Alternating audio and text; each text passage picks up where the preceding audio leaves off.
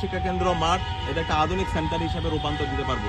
একই সাথে আমাদের যে ইনডোর যে রুমটা আছে গেমস রুম সেটাকে আমরা আধুনিকায়ন করব এবং খেলাধুলার যে আধুনিক ইনস্ট্রুমেন্টগুলো দরকার সেই ইনস্ট্রুমেন্টগুলো আমরা ব্যবস্থা করব এবং এই মাঠকে ফুটবল ক্রিকেট থেকে শুরু করে যত ধরনের খেলাধুলা আছে সেই খেলাধুলার জন্য উপযোগী করা হবে। একই সাথে মাঠের নিরাপত্তা নিশ্চিত করা। আপনারা জানেন এই মাঠের মধ্যে আগে এখানে হচ্ছে মাদকের আখড়া ছিল এবং এই মাঠটা যেন আমরা নিরাপদ করতে পারি পুরো মাঠে সিসিটিভি স্থাপন করা এবং এই মেডিকেল কলেজের যে গেটটা আছে এদিক দিয়ে বহিরাগতরা আসে এবং এখানে এসে বিভিন্ন ধরনের অকারেন্স তারা ঘটিয়েছিল, এটা যেন না হয় পুরো দেওয়াল দিয়ে মাঠটাকে সুরক্ষা নিশ্চিত করা এবং যা যা করা দরকার এই সকল কাজগুলো আমরা করব। তো আমরা কথার চেয়ে কাজ দিয়ে নিজেদেরকে প্রমাণ করতে চাই, আমরা গলাবাজি করতে চাই না। শিক্ষার্থীদের কাছে আমরা আমাদের কাজ দিয়ে আমরা নিজেদেরকে প্রমাণ করতে চাই। আলহামদুলিল্লাহ ইতিমধ্যে আমরা আমাদের প্রত্যেকটা কাজ শিক্ষার্থীদের কাছে আমরা হাজির করেছি। ইতিমধ্যে আমরা সেন্ট্রাল মসজিদ দেখতে পেয়েছেন, সেন্ট্রাল মসজিদে আমল পরিবর্তন হয়েছে, 65 বছর পরে এই সেন্ট্রাল মসজিদের সংস্কার হয়েছে এবং এই মসজিদটা খুব দ্রুত সময়ের মধ্যে একটা কমিউনিটি কমপ্লেক্স আমরা স্থাপন করব, যে মসজিদের মধ্যে নারীদের জন্য নামাজের বড় জায়গা থাকবে, ওখানে সেমিনার রুম থাকবে, ওইখানে লাইব্রেরি থাকবে, একই সাথে হচ্ছে ওইখানে গবেষণার জন্য হচ্ছে আলাদা সেন্টার থাকবে। সব আধুনিক যে মসজিদের যে প্রস্তাবনা এই সকল কিছুর বাস্তবায়ন আমরা আমাদের নতুন সেন্ট্রাল মসজিদে করব। এর বাইরে আমাদের ক্যাম্পাসের প্রত্যেকটা হলের মসজিদগুলো আমরা সংস্কার করছি, উপাসনালয়গুলো আমরা সংস্কার করছি। আমাদের বিশ্ববিদ্যালয়ের মেডিকেল সেন্টার, যেটাকে আগে নাফা সেন্টার বলা হতো, সেই মেডিকেল সেন্টারের আমূল পরিবর্তন হয়েছে। এর পাশাপাশি আমাদের টিএসসিতে নাগরিক সেবা কেন্দ্র হয়েছে, যে নাগরিক সেবা কেন্দ্রে শিক্ষার্থীরা এখন টিএসসিতে গিয়ে তার পাসপোর্ট থেকে শুরু করে যত নাগরিক সেবা দরকার সেই সেবাগুলো তারা নিতে পারবে। এবং সবচেয়ে বড় কাজ হচ্ছে বিশ্ববিদ্যালয়ে 2841 কোটি টাকার একটা অধিকতর উন্নয়ন প্রকল্প এসেছে, যে প্রকল্পের আওতায় ছাত্রীদের জন্য 5টা হল এবং ছাত্রদের জন্য 5টা হল, মোট 10টা হল নির্মাণ হবে এবং এই হল নির্মাণের কাজ ইতিমধ্যে ড্রাফট করার জন্য বাজেট দিয়ে দেওয়া হয়েছে এবং খুব দ্রুত সময়ের মধ্যে হল নির্মাণের কাজ শুরু হবে। তো এই হল নির্মাণগুলো যদি কাজ শেষ হয় ইনশাআল্লাহ এই ঢাকা বিশ্ববিদ্যালয়ে কোনো ধরনের আবাসন সংকট থাকবে না। একই সাথে আমরা বিশ্ববিদ্যালয় প্রশাসনের সাথে গতকালকেও আলাপ করেছি, আমরা বলেছি বিশ্ববিদ্যালয়ের যে সিট এটা যেন অনলাইনে শিফট করা হয়, সব কিছু যেন অনলাইনে স্টুডেন্টরা দেখতে পায়।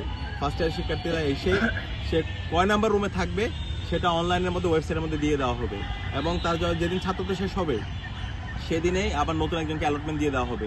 তো এই ধরনের ট্রান্সপারেন্সি যদি আমরা ইনশিওর করতে পারি তাহলে আগের মতো হল কেন্দ্রিক যেই আমরা আদুবাইয়ের আস্তানা দেখতে পেয়েছি সেটা আমরা এখন আর দেখতে পাবো না।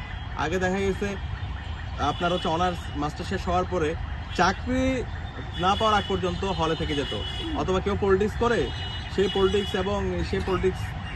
হচ্ছে শেষ পর্যন্ত সেই 7 বছর 8 বছর ধরে সে ক্যাম্পাসের মধ্যে হলের মধ্যে থেকে যেত। তো এখন আমরা জুলাই বিপ্লব পরবর্তী আগের ধারায় কেউ যদি রাজনীতি করতে চায় অথবা হলে থেকে যেতে চাই সেই রাস্তা আমরা আর রাখবো না। আমরা সুন্দর একটা ট্রান্সপারেন্ট সিস্টেম ইতিমধ্যে ডেভেলপ করেছি এবং সেটা আমরা বাস্তবায়ন করব। একই সাথে নারী শিক্ষার্থীদের দীর্ঘদিনের দাবি ছিল, শিক্ষার্থীদের দাবি হচ্ছে মাতৃত্বকালীন ছুটি। এই মাতৃত্বকালীন ছুটি ইতিমধ্যে সিন্ডিকেট অ্যাপ্রুভ হয়েছে এবং খুব দ্রুত সময়ের মধ্যে এটা বাস্তবায়ন আপনারা দেখতে পাবেন।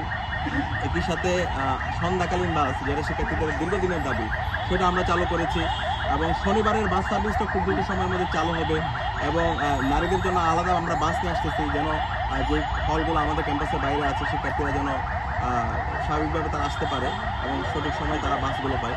এইভাবে অসংখ্য আমরা উদ্যোগ হাতে নিয়েছি এবং সবচেয়ে বড় কথা হচ্ছে আমরা শিক্ষার্থীদের কাছে নিয়মিত জবাবদিহি করছি। আমরা রেগুলার প্রত্যেকটা হলে যাচ্ছি, তাদের মতামত নিচ্ছি, যে সমস্ত জায়গায় গ্যাপ হচ্ছে সেই গ্যাপগুলো আমরা ফিল আপ করার চেষ্টা করছি। একটা জবাবদিহিতামূলক আমরা ছাত্র সংসদ আমরা ইতিমধ্যে আমরা নিশ্চিত করার চেষ্টা করেছি। তো বর্তমান সরকারে যারা এসেছেন আমাদের প্রত্যাশা থাকবে তারাও সবসময় এরকম জবাবদিহিতা করবে।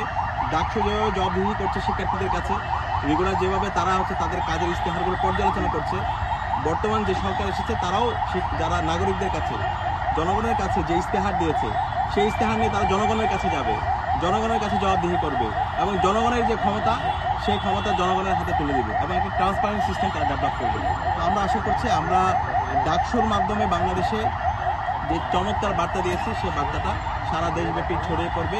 একই সাথে ক্যাম্পাসের যে আজকে একটি চমৎকার গণতান্ত্রিক পরিবেশ, এখানে ছাত্র সংগঠনগুলো আছে, ভালো কাজের প্রতিযোগিতা করছে, ছাত্র সংগঠনগুলোর মধ্যে একটা পিসফুল কোএক্সিস্টেন্স, তো এইটাকে যেন আরও সুদৃঢ় করতে পারি সেটা নিয়ে আমরা কাজ করছি এবং এই ডাকসুকে একাডেমিক ক্যালেন্ডারভুক্ত করা এটা ইতিমধ্যে হয়ে গেছে। ডাকসু ঢাকা বিশ্ববিদ্যালয় একাডেমিক ক্যালেন্ডারভুক্ত করার জন্য ইতিমধ্যে ক্যালেন্ডার সেকশনে পাঠানো হয়েছে এবং খুব দ্রুত সময়ের মধ্যে এটা ক্যালেন্ডারভুক্ত হয়ে যাবে এবং আগামী বছর মানে এই বছর আমাদের যে নির্ধারিত সময়, সেই নির্ধারিত সময়ের মধ্যে ডাকসু নির্বাচন হবে। ডাকসু নির্বাচনের মাধ্যমে শিক্ষার্থীদের নির্বাচিত প্রতিনিধিরাই এই ক্যাম্পাসগুলোতে নেতৃত্ব দিবে। এবং এটির সাথে আমরা আহ্বান করব বাংলাদেশের অন্যান্য যে ক্যাম্পাসগুলো আছে সেই ক্যাম্পাসগুলোতেও যেন ছাত্র সংসদ নির্বাচন হয়ে যায়। শিক্ষার্থীদের নির্বাচিত প্রতিনিধিরাই যেন প্রতিটি ক্যাম্পাসে তারা নেতৃত্ব দেয়। শিক্ষার্থীদের ন্যায্য দাবি, তাদের যে প্রত্যাশা, তাদের যে আকাঙ্ক্ষার কথাগুলো যেন বলে এবং একটা সুস্থ তারা রাজনীতি যেন তারা বিনির্মাণ করে। তো আমরা আজকে আপনাদেরকে ধন্যবাদ জানাচ্ছি। আজকে ঢাকা বিশ্ববিদ্যালয় কেন্দ্রীয় ছাত্র সংসদের আহ্বান আপনারা এসেছেন এবং আমাদের সেন্ট্রাল মাঠ পরিদর্শন এবং যিনি সিয়ামের সার্বিক কাজের তত্ত্বাবধান আপনারা দেখানোর জন্য এসেছেন। আমরা ডাকসুর পক্ষ থেকে আপনাদেরকে আন্তরিকভাবে ধন্যবাদ জানাচ্ছি।